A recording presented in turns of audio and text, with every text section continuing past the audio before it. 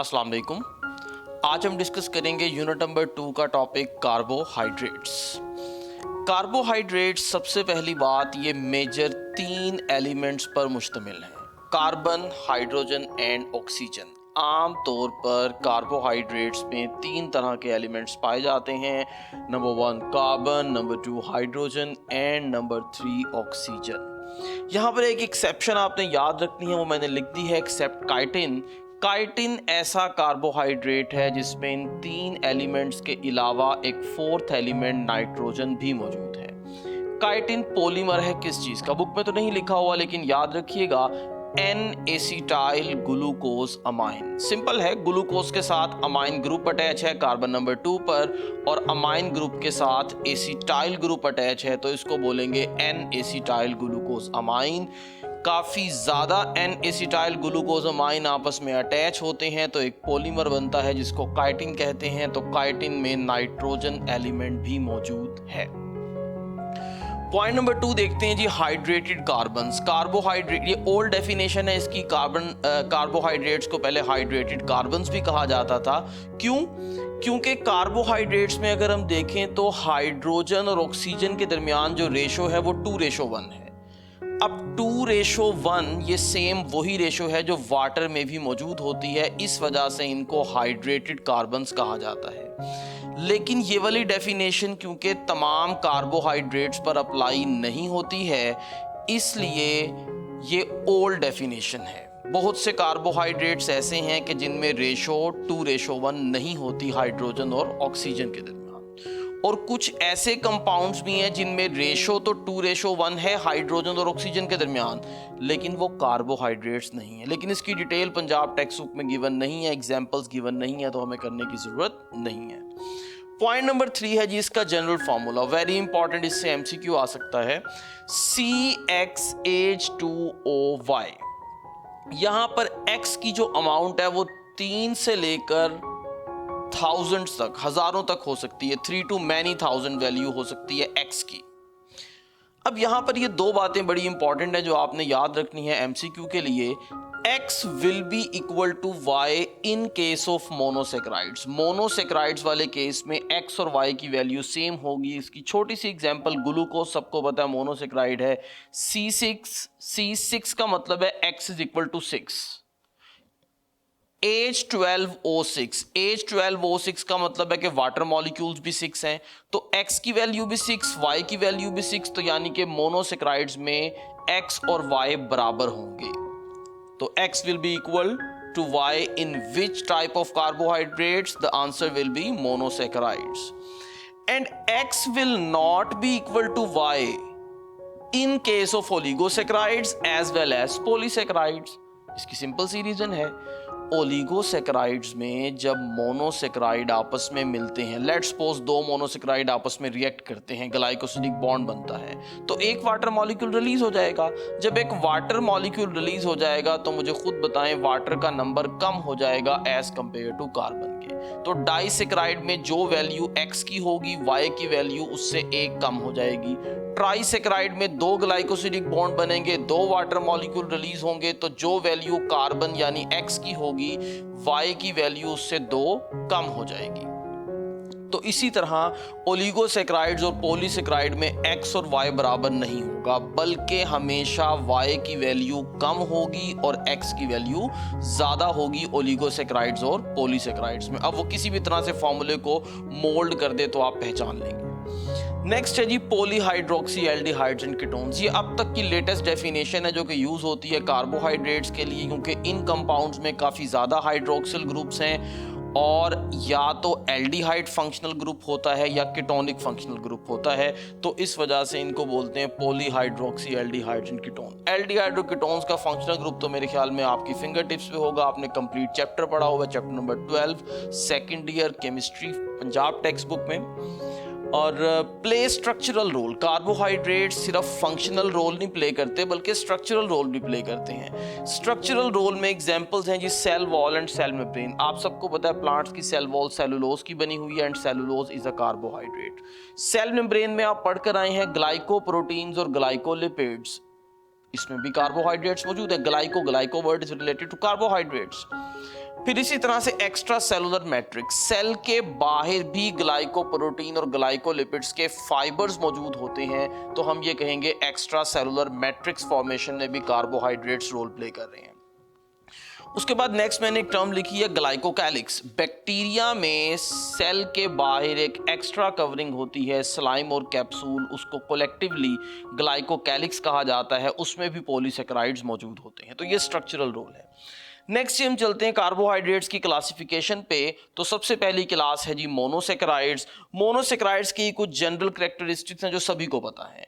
इससे पहले मैं एक बात बता दूं, मोनो मीन्स वन और सेकेराइड वर्ड डिराइव हुआ है सेक्रोन से, और सेक्रोन का मतलब है शुगर। तो सिंपल शुगर्स हैं monosaccharides. Number 2 sweet in taste हैं। Number 3 can not be hydrolyse. Hydrolysis का मतलब यह है कि ग्लाइकोसिडिक बॉन्ड का टूटना in the presence of water. जब है ही मोनोसेकेराइड, इनमें ग्लाइकोसिडिक बॉन्ड ही नहीं है, तो फिर हाइड्रोलिसिस का सवाल ही पैदा नहीं होता, तो लिहाजा can not be hydrolyse. All are reducing, ये तमाम के तमाम रिड्यूसिंग है। रिड्यूसिंग कैसे पता चलता है कि ये रिड्यूसिंग है या नहीं, आज ही के लेक्चर में हम इंशाल्लाह ओलिगोसेकेराइड के टॉपिक में इसको स्टडी करेंगे। नेक्स्ट जी मे बी एल्डो और कीटो। इसमें एल्डो फंक्शनल ग्रुप भी हो सकता है, कीटो भी हो सकता है, तो दोनों पॉसिबिलिटीज हैं। इसका जनरल फॉर्मूला है CH2ON। तो भाई अभी मैंने आपको बताया कि मोनोसेकेराइड्स में X और Y की वैल्यू सेम है। जब X और Y की वैल्यू सेम है तो हमें अलग अलग लिखने की जरूरत ही नहीं है। हम क्या लिखते हैं, CH2O और होल ब्रैकेट डाल के N लिख देते हैं, क्योंकि जो चीज X के साथ कार्बन X के साथ मल्टीप्लाई होनी थी वही अंदर वाटर के साथ होनी थी, तो हमने सिंपल CH2O लिखा और होल ब्रैकेट N कर दिया। तो लिहाजा ये मोनोसेकेराइड का जनरल फार्मूला। ये जनरल फार्मूलाज जो हैं वो पहले बहुत दफ़ा UHS में आ चुके हैं, ये आपने याद रखने हैं, बल्कि ये 3 years बिफोर ही आया है या 2 years बिफोर ही आया है मोनोसेकेराइड का जनरल फार्मूला, और वो CH2O होल N जो है वो आंसर था उसका। जी नेक्स्ट चलते हैं मोनोसेकेराइड्स की क्लासिफिकेशन। मोनोसेकेराइड की क्लासिफिकेशन किस बेस पर की गई है, 2 बेसिस पर की गई है। नंबर 1 कार्बन एटम्स की बेस पे एंड नंबर 2 फंक्शनल ग्रुप की बेस पे। कार्बन एटम तो सिंपल है, 3 से लेकर 7। मोनोसेकेराइड में 3 कार्बन से 7 कार्बन तक हो सकते हैं। 3 होंगे तो ट्राइओसिस, 4 टेट्रोसिस, 5 कार्बन पेंटोसिस, 6 कार्बन हेक्सोसिस, 7 कार्बन हेप्टोसिस, ये सबको पता है। अब ये तो हो गए कार्बन नंबर की बेस पे। कार्बन नंबर के अलावा फंक्शनल ग्रुप की बेस पे भी क्लासिफाई करते हैं। फॉर एग्जांपल ट्राइओसिस में एल्डो शुगर्स भी हो सकती हैं, कीटो भी हो सकती हैं। फॉर एग्जांपल अगर हम एल्डो की बात करें तो एग्जांपल यहाँ पे लिखी हुई है ग्लिसरल्डिहाइड, और अगर कीटोनिक की बात करें तो DHA लिखा हुआ है। DHA का मतलब है डाईहाइड्रोक्सी एसीटोन, ठीक है। तो ब्लू कलर में जितनी भी एग्जांपल्स हैं वो तमाम एल्डो शुगर्स के लिए हैं, और रेड कलर में जितनी भी एग्जांपल्स हैं वो तमाम कीटो शुगर्स के लिए हैं। इसी तरह टेट्रोज में अगर एल्डो की एग्जांपल देखें तो इरिथ्रोस, कीटो की एग्जांपल देखें तो इरिथ्रोलोज, और इसी तरह पेंटोज में अगर एल्डो की एग्जांपल देखें तो राइबोज, और कीटो की एग्जांपल देखें तो राइबुलोज। फिर हेक्सोसिस में एल्डो की एग्जांपल ग्लूकोज और कीटो की एग्जांपल फ्रुक्टोज, और हेप्टोसिस में एल्डो की एग्जांपल ग्लूकोहेप्टोज और कीटो की एग्जांपल सीडोहेप्टुलोज। अब ये तमाम एग्जांपल्स कार्बन नंबर के साथ सामने लिख दी गई हैं। अगर किसी भी ऑप्शन में किसी भी तरह से वो ऑप्शंस बना के दे दे और स्टेटमेंट पूछ ले तो मेरे ख्याल में आप इजीली बता देंगे which of the following has 5 carbon, 4 carbon, 3 carbon, 6 carbon, और which of the following has aldehyde group और कीटोनिक ग्रुप। ओके, नेक्स्ट इनकी इंफॉर्मेशन दी हुई है बुक में कि ये जो शुगर्स हैं ये कहाँ पाई जाती हैं या इनके सोर्सेज क्या हैं। तो number 1 these are intermediates of photosynthesis and respiration. Okay, trioses जो हैं इंटरमीडिएट्स हैं फोटोसिंथेसिस और रेस्पिरेशन के। सबको पता है केल्विन साइकिल में ग्लिसरल्डिहाइड बनता है, 2 मरतबा केल्विन साइकिल चलेगा, 2 ग्लिसरल्डिहाइड बनेंगे तो वो आपस में मिलकर ग्लूकोज बना देंगे। और इसी तरह रेस्पिरेशन में जब ग्लाइकोलिसिस का प्रोसेस होता है तो फ्रुक्टोज के टूटने से एक ग्लिसरल्डिहाइड बनता है और एक डाईहाइड्रोक्सी एसीटोन बनता है। तो ये दोनों ट्राइओसिस बेसिकली इंटरमीडिएट्स हैं जो कि फोटोसिंथेसिस और रेस्पिरेशन के दरमियान बनते हैं। तो अगर MCQ आ जाए कि which of the following type of monosaccharides are intermediates of photosynthesis and respiration, the answer will be trioses. Next is the tetroses. Tetroses के बारे में एक ही लाइन लिखी हुई है, these are rare in nature and found in bacterial cells. तो बस ये बात याद रखेंगे। पेंटोसिस में अगर राइबोस की बात की जाए तो सब जानते हैं कि राइबोस जो है न्यूक्लिक एसिड्स में फ्रीक्वेंटली पाई जाती है। जितने भी आरएनए हैं उनमें राइबोस शुगर होगी और जितने भी डीएनए के मॉलिक्यूल्स हैं उनमें डीऑक्सीराइबोस यानी राइबोस की ही मॉडिफाइड फॉर्म होगी, दैट इज डीऑक्सीराइबोस। उसके बाद जी राइबोलोज की बात करते हैं। राइबोलोज इन्वॉल्व है कार्बन फिक्सेशन में। याद करें बायोएनर्जेटिक्स का चैप्टर है, फेडरल की बुक में चैप्टर नंबर 4 है, पंजाब टेक्स्ट बुक में चैप्टर नंबर 11 है फर्स्ट ईयर का। तो वहां आपने पढ़ा है कि केल्विन साइकिल का पहला step राइबोलोज bisphosphate react with the carbon dioxide को फिक्स करता है राइबोलोज बिसफॉस्फेट। तो वो राइबोलोज क्या है? कीटोनिक शुगर है विद 5 कार्बन। तो राइबोलोज का काम क्या हो गया? Carbon fixation. उसके बाद ये ग्लूकोज के बारे में बुक में लिखा हुआ है, it is most abundant hexose. सबसे ज्यादा पाई जाने वाली हेक्सोज कौन सी है? तो आप आंसर करेंगे ग्लूकोज। और सबसे ज्यादा पॉलीमर किसके हैं? तो भी आप आंसर करेंगे ग्लूकोज। Polymer mean polysaccharide. सबसे ज्यादा पॉलीसेकेराइड किसके बने हुए हैं? तो वो भी ग्लूकोज आंसर होगा। फ्रुक्टोज स्वीटेस्ट शुगर है, यानी मोनोसेकेराइड थे ही स्वीट इन टेस्ट, लेकिन उनमें भी सबसे ज्यादा जो स्वीट शुगर है दैट इज फ्रुक्टोज, तो स्वीटेस्ट शुगर। नेक्स्ट है जी हेप्टोज। इसके बारे में बुक में सिर्फ 2 वर्ड्स ही लिखे हुए हैं, it is found rarely in nature. तो ये भी बहुत रेयरली पाई जाती है और कोई डिटेल इसके बारे में गिवन नहीं है जी। ये तो होगी क्लासिफिकेशन। इसमें से आपको पता चल गया कैसे कैसे स्टेटमेंट्स आएंगी। हर स्टेटमेंट मैंने उसके सामने लिख दी है ताकि कोई भी स्टेटमेंट किसी से भी रिलेटेड आ जाए तो आप इजीली आंसर जो है वो ढूंढ सके। अब हम चलते हैं जी इनके स्ट्रक्चर्स पे। स्ट्रक्चर्स बहुत आसान है, सिर्फ एक दफा समझने की जरूरत है।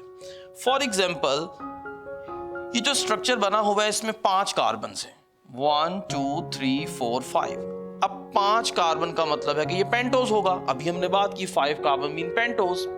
फिर पेंटोज में हमने कहा एल्डिहाइड के लिए एग्जाम्पल थी राइबोज। हमारी बुक में राइबोज ही एग्जाम्पल दी हुई, हम सिर्फ यही पढ़ेंगे। तो अब अगर आप देखें एल्डिहाइड की निशानी क्या है? एल्डो शुगर्स में कार्बोनाइल फंक्शनल ग्रुप हमेशा टर्मिनल कार्बन पे होगा, हमेशा टर्मिनल कार्बन पे होगा। तो ये निशानी है एल्डो शुगर की। अब क्योंकि टर्मिनल कार्बन नंबर 1 पे कार्बोनाइल ग्रुप है, इट मींस कि ये एल्डो शुगर है और 5 कार्बन है, तो इसका नाम क्या हुआ? राइबोस। अब मजे की बात यह है कि अगर इस राइबोस को हम पानी में ऐड करें तो ये रिंग स्ट्रक्चर में कन्वर्ट हो जाती है। भाई ये रिंग स्ट्रक्चर में कैसे कन्वर्ट होती है जरा देखेंगे। और इक्विलिब्रियम जो है वो बनेगा, ठीक है, पानी की मौजूदगी में। अब होगा क्या? ये जो सेकंड लास्ट कार्बन है ना, कार्बन नंबर 4, जब भी रिंग बनता है आपके लेवल पे, एफएससी के लेवल पे, जब भी रिंग बनता है तो उसमें सेकंड लास्ट कार्बन इन्वॉल्व होती है। सेकंड लास्ट कार्बन को पेनल्टीमेट कार्बन कहते हैं, लेकिन ये वर्ड पंजाब टेक्स्ट बुक में यूज नहीं हुआ। तो सेकंड लास्ट कार्बन है कार्बन नंबर 4, इसके पास क्या मौजूद है? OH मौजूद है। अब इस OH की जो हाइड्रोजन है ना, वो इस ऑक्सीजन के साथ रहना नहीं चाहती, वो इससे अलग होना चाहती है। और ये हाइड्रोजन ये चाहती है कि मैं इस वाली ऑक्सीजन के साथ रहूं।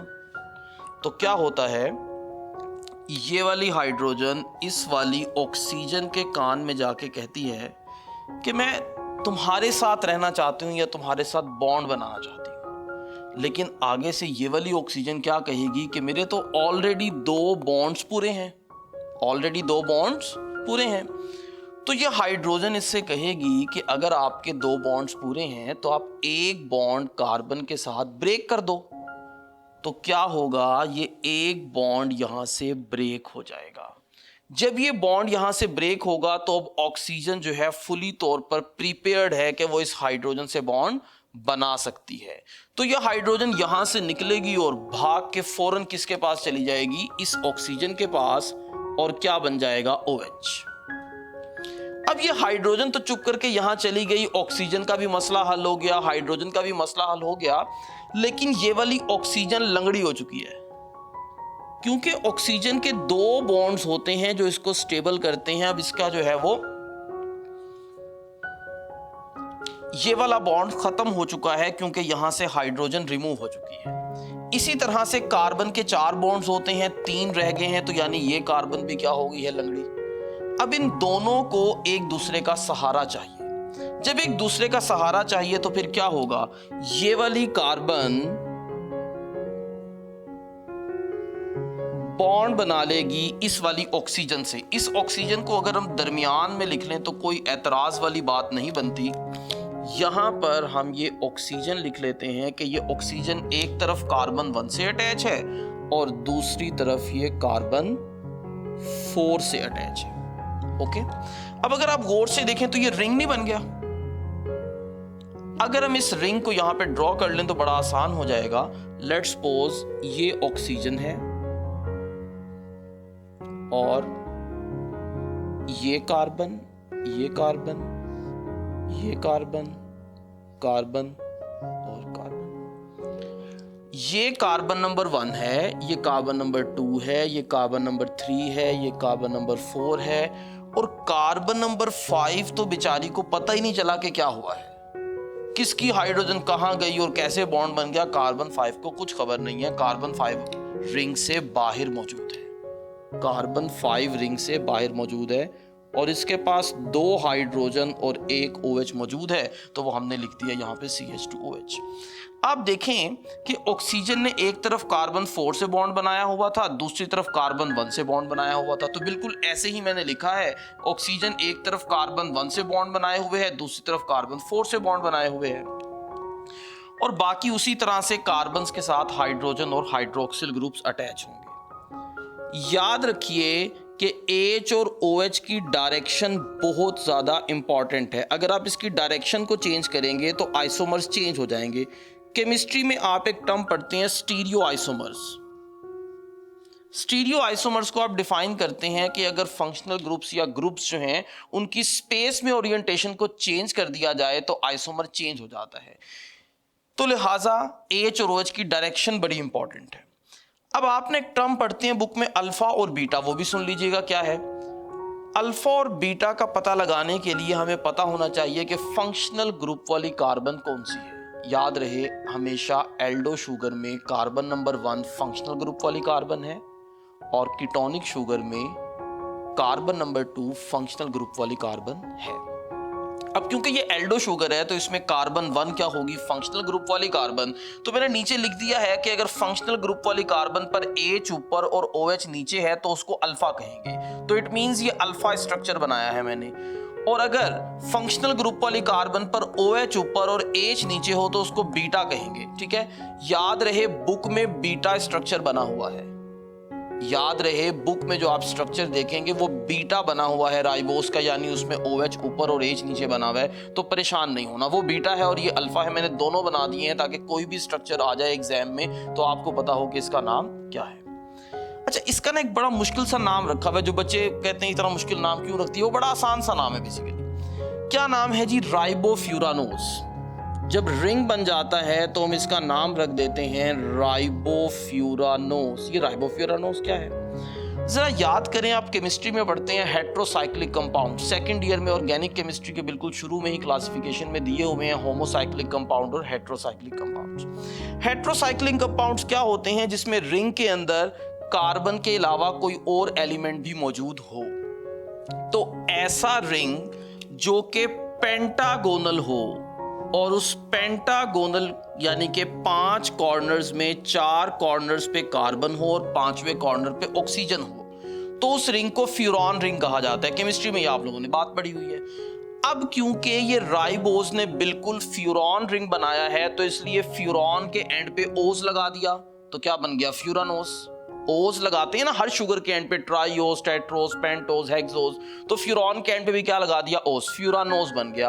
अब ये फ्यूरानोस रिंग किसने बनाया है? राइबोस ने बनाया है। तो क्या कह देंगे? राइबोफ्यूरानोस। तो बिल्कुल आसान सा नाम है, कोई मुश्किल नहीं है इसमें, राइबोफ्यूरानोस। और अगर स्ट्रेट चेन है तो इसको राइबोस ही कहेंगे। इजी।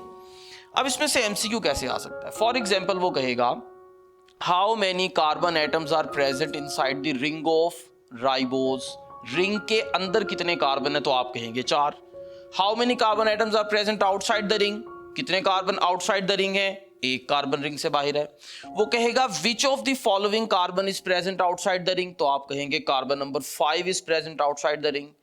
अगर वो कह देगा in ribofuranose which carbon lack OH group, तो आप कह देंगे कार्बन नंबर 4। कार्बन नंबर 4 के पास OH ग्रुप नहीं है, बाकी तमाम कार्बन के पास आपको OH ग्रुप नजर आ रहा है। अगर वो ये कह दे which of the following carbon of ribose sugar lack OH group, then answer will be 1। Ribose का मतलब है वो स्ट्रेट चेन की बात कर रहा है, तो स्ट्रेट चेन में कार्बन नंबर 1 के पास OH नहीं होता। ये तो ये वाली हाइड्रोजन ने ऊपर जाके OH बनाया है, वरना आमतौर पे यहाँ पे डबल बॉन्ड ऑक्सीजन होता है। तो स्ट्रेट चेन में कार्बन नंबर 1 पर OH नहीं है और रिंग में कार्बन नंबर 4 पर OH नहीं है। तो अब इस तरह की कोई भी स्टेटमेंट आ जाए तो आप इजीली कर लेंगे। नेक्स्ट चलते हैं जी ग्लूकोज पे। बिल्कुल सेम वही चीजें हैं, ये 6 कार्बन है, यहाँ पे 5 कार्बन थे। सेकंड लास्ट कार्बन वाली हाइड्रोजन अगर हम इसको पानी में ऐड करें, अगर हम बात वही है, कंडीशन वही है कि पानी में ऐड करना है हमने, तो जो सेकंड लास्ट कार्बन पे OH मौजूद है, इस OH की हाइड्रोजन ने यहां से रिमूव होकर इस ऑक्सीजन के साथ अटैच हो जाना है और इस ऑक्सीजन ने ये वाला डबल बॉन्ड ब्रेक कर देना है।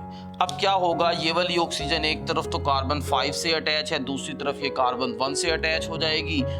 तो भाई ये हंसी खुशी रहना शुरू कर देंगे, सारी प्रॉब्लम्स जो हैं वो सॉल्व हो गई हैं। ठीक है, ऐसे। अब अगेन ये रिंग बन गया, लेकिन जो राइबोस का रिंग बना था वो तो पेंटागोनल था, जो ग्लूकोज का रिंग बना है ये हेक्सागोनल है। ठीक है, ड्रॉ कर लेते हैं यहां पे।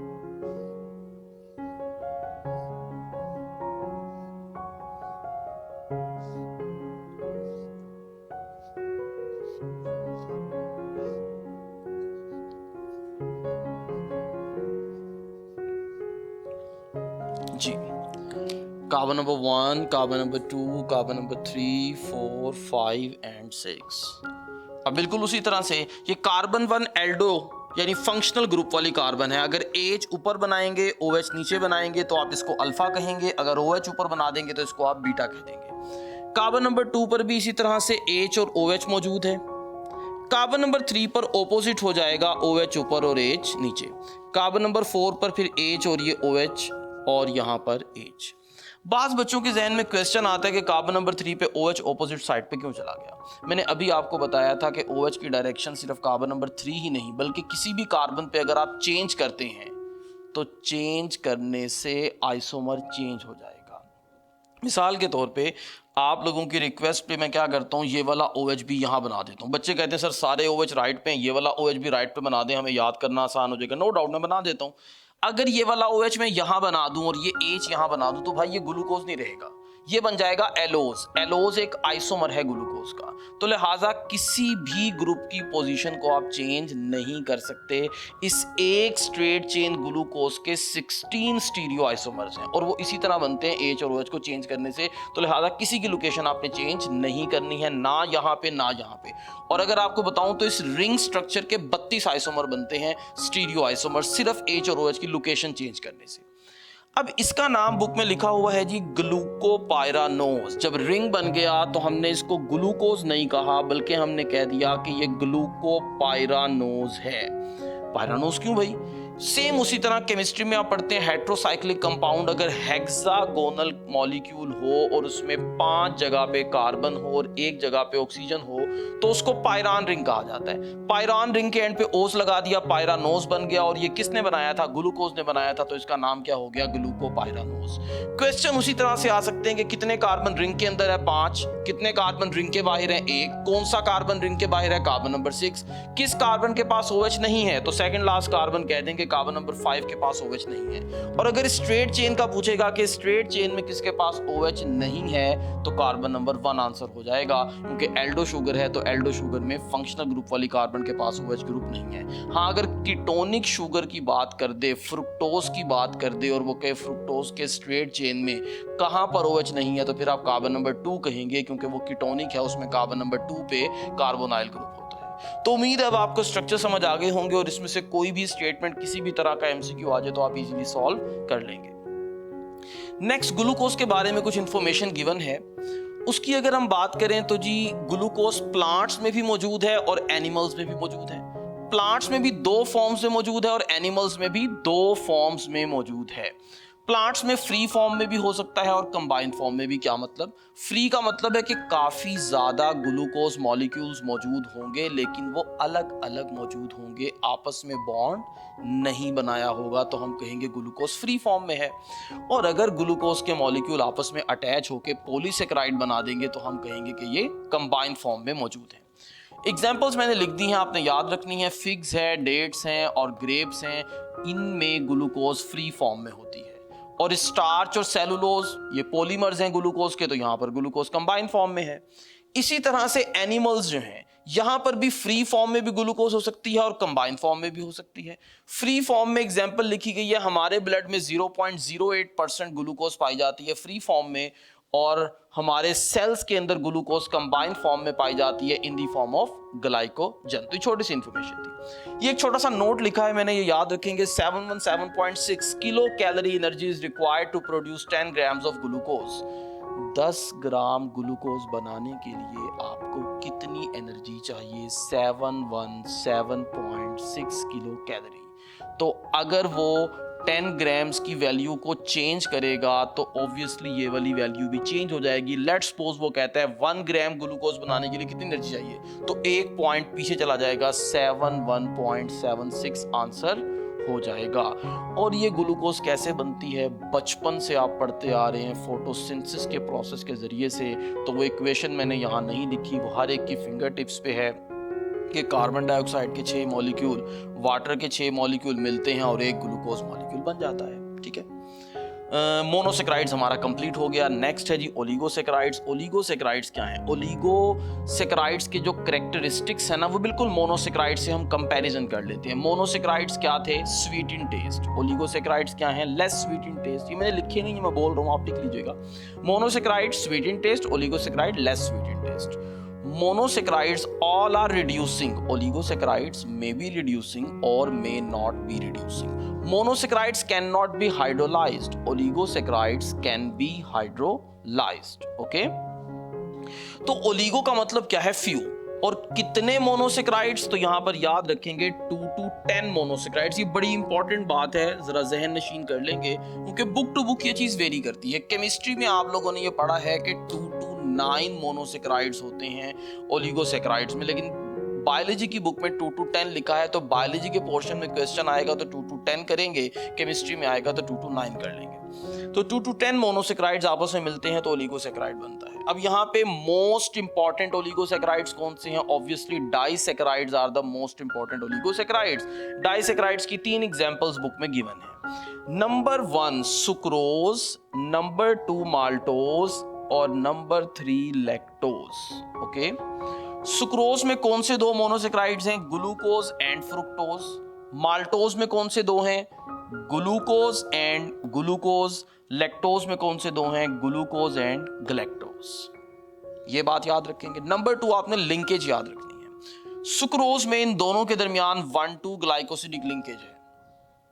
माल्टोज और लैक्टोज में 1,4 लिंकेज मौजूद है। 1,2 का मतलब है कार्बन नंबर 1 और 2 के दरमियान लिंकेज। 1,4 का मतलब है कार्बन नंबर 1 और कार्बन नंबर 4 के दरमियान लिंकेज, लेकिन इसकी ज्यादा डिटेल बुक में गिवन नहीं है। इवन के लिंकेजेस भी शायद पंजाब टेक्स्ट बुक में नहीं लिखी, लेकिन ये आ चुकी हैं पहले यूएचएस में, तो इसलिए आपने याद रखनी है। अब सुक्रोज नॉन रिड्यूसिंग शुगर है और माल्टोज और लैक्टोज रिड्यूसिंग शुगर्स हैं। जी अब हम बात करेंगे कि शुगर रिड्यूसिंग कैसे होती है और नॉन रिड्यूसिंग कैसे होती है, जो एक क्वेश्चन रहता है स्टूडेंट्स के माइंड में। तो सिंपल से इसके 2-3 रूल्स हैं, वो आप लोगों ने सुन लेने हैं, गौर से सुनेंगे जी। नंबर 1, आप ये देखना चाहते हैं कि कौन सी शुगर रिड्यूसिंग है और कौन सी शुगर नॉन रिड्यूसिंग है, तो आपको ये पता होना चाहिए कि उस शुगर का फंक्शनल ग्रुप वाला कार्बन कौन सा है। ये कैसे पता चलेगा? अगर तो एल्डो शुगर है तो कार्बन नंबर 1 होगा फंक्शनल ग्रुप वाला कार्बन। अगर कीटोनिक शुगर है तो कार्बन नंबर 2 होगा फंक्शनल ग्रुप वाला कार्बन। ये बात समझ आ गई? आपको ये पता चल गया कि फंक्शनल ग्रुप वाला कार्बन कौन सा है। उसके बाद आप देखेंगे कि फंक्शनल ग्रुप वाले कार्बन के पास OH है या नहीं है। अगर तो फंक्शनल ग्रुप वाली कार्बन के पास OH मौजूद है तो फिर इसका मतलब है कि वो शुगर रिड्यूसिंग है, क्योंकि वो किसी दूसरे मॉलिक्यूल की रिडक्शन कर सकती है। ठीक है, फंक्शनल ग्रुप वाली कार्बन के पास OH का होना जरूरी है। तो यहां देखेंगे, ये मेरे पास ग्लूकोज है, ग्लूकोज एल्डो शुगर है, सबको पता है। कार्बन नंबर 1 इसका फंक्शनल ग्रुप वाला कार्बन है, इसके पास आपको ये OH ग्रुप नजर आ रहा है।